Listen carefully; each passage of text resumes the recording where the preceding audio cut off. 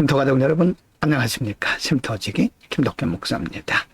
오늘은 역대하 25장 14절부터 28절까지고요. 오늘 본문은 남왕국 유다의 아마샤의 최후 결말에 대한 말씀입니다. 한때는 하나님의 말씀을 의지했고 또 하나님의 사람이 주는 조언의 말씀도 잘 받아들이고 순종했던 아마샤는 그의 결말이 어떠했을까요? 25장 14절부터 24절입니다. 14절. 아마샤가 에돔 사람을 도륙하고 돌아올 때에 세일 자손의 우상들을 가져다가 자기의 신으로 세우고 그 앞에 경배하며 분향한지라.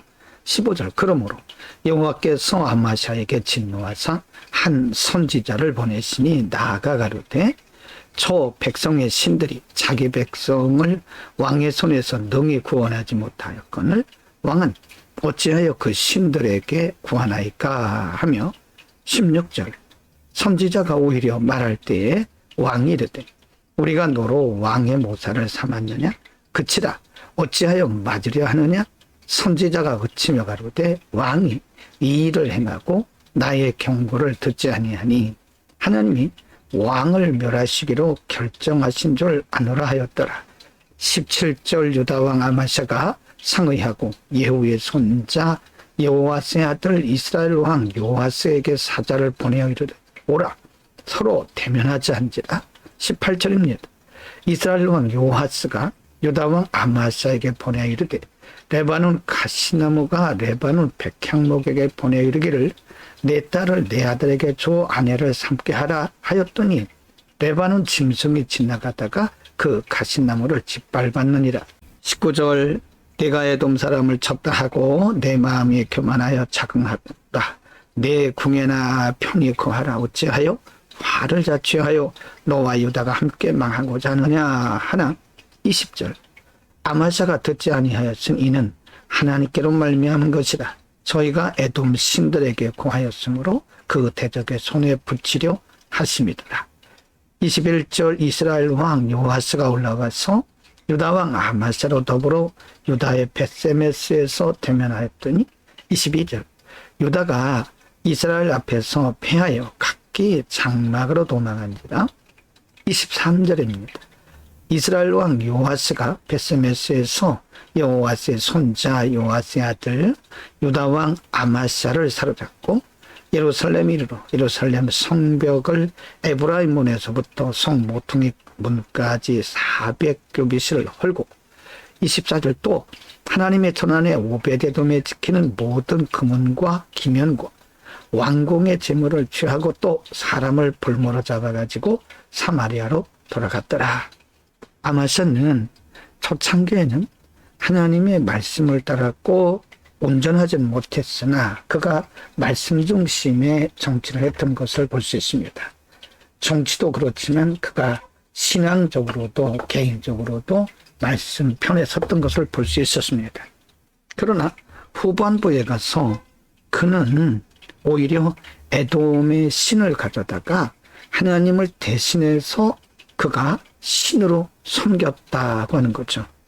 뿐만 아니라 하나님의 사람이 이것을 지적했을 때 그는 하나님의 사람의 말을 듣지 않았습니다. 원래 아마샤는 하나님의 사람의 말을 잘 순종했던 사람이죠.